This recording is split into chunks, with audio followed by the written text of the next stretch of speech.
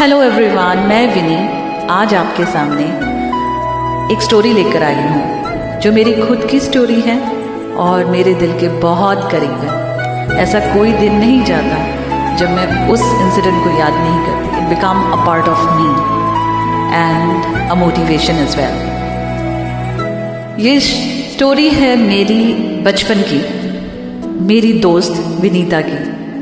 विनती एंड विनीता दोनों best friends, like you know, एक जैसे ही दिखते थे ऑलमोस्ट, बट वो मुझसे बहुत ज़्यादा सुंदर थी। बहुत बहुत मतलब ब्यूटी मीन्स विनीता।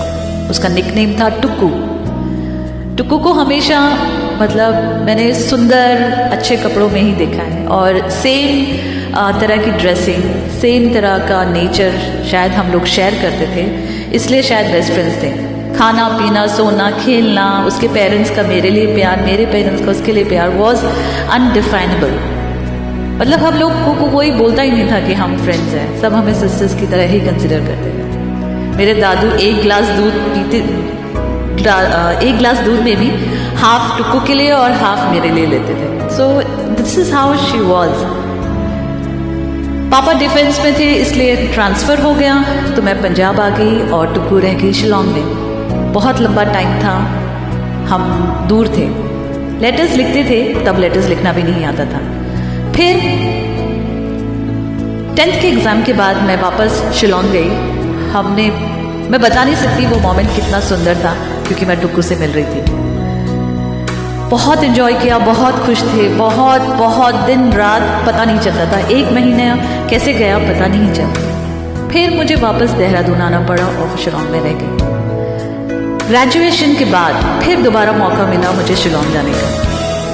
तब हम बड़े हो चुके थे, you know, we are like college girls. जब मैं इस बार शिलोंग गई तो उसने पता नहीं क्यों मुझे इग्नोर किया। मतलब मुझसे उस तरह से बात नहीं की, मुझे हग नहीं किया।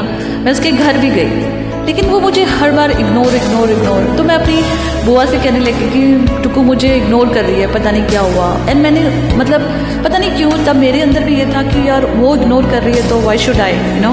तो इसलिए मैंने भी बात नहीं की और सिर्फ smile and then ignore. I was like very very confused. थोड़े ही दिन बाद अचानक पता चला कि टुक्कू नहीं है, शी पास्ड अवे। तो मुझे यकीन नहीं हुआ कि ये हुआ क्या। तो पता चला कि फ्रेंडशिप डे था उस टाइम पे। वो अपने दोस्तों के साथ बोटिंग करने के लिए एक लेक में गई और वहाँ पर कुछ एक्सीडेंट हुआ and she could not make it. That was so shocking for me कि मुझे समझ नहीं आया कि ऐसा कैसे हो गया। मैंने क्यों इग्नोर किया, मैंने क्यों नहीं उसको बोला, या मैंने उसको क्यों नहीं रोका, या मैं उसके साथ क्यों नहीं थी। मुझे भी जाना चाहिए था, शायद मैं जाती तो कुछ अलग होता। या आई was like literally in a state कि मतलब मुझे गिल्ट होने लग गया या मुझे बहुत बुरा लगने लग गया। तो मतलब उसके रिचुअल्स में उसकी मम्मी मेरे सामने रो के मुझे बोल रही है कि विनी, वो तुम्हारी बहुत अच्छी दोस्त थी, इसलिए तुमको इग्नोर किया उसने, क्योंकि उसे पता था कि वो जाने वाली है और इसीलिए शायद उसने तुमको इग्नोर किया और तुम्हें नहीं लेके गई। अगर तुम्हें लेके जाती तो शायद ये हादसा तुम्हारे साथ भी हो सकता था। मैं बता नहीं सकती। उसके पूरे रिचुअल एज अ सिस्टर मैंने किए हैं। उसका फ्यूनरल मैंने अपने हाथों से किया, बिकॉज वो बुद्धिज़्म को फॉलो करती थी and sister need to play a biggest role. तो मुझे लगा कि she chose me to do that for her. तब मुझे रियलाइज़ हुआ कि कितना इम्पॉर्टेंट होता है किसी को बता देना कि आप कितने इम्पॉर्टेंट हो, स्पेशली अपने दोस्तों को, अपने भाई बहन को, अपने फ्रेंड्स को, अपने लव्ड वंस को। She give me a huge lesson. वो हर बर्थडे पे मुझे याद आती है, बिकॉज हज़ारों मतलब कितने केक्स, कितने फ़न वाली चीज़ें मैंने की हैं बचपन में, जो मतलब मेरे लाइफ का पार्ट है। हमेशा मैं उसको याद करती हूँ और इसीलिए अपने दोस्तों को मैं वो वैल्यू देती हूँ जो मैं शायद कभी टुक्कू को दे नहीं पाई।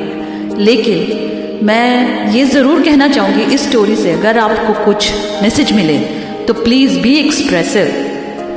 जो मैंने खोया है वो आप में से कोई ना खोए। सो एक्सप्रेस, बोल दीजिए दैट आप कितने इम्पॉर्टेंट हैं, आप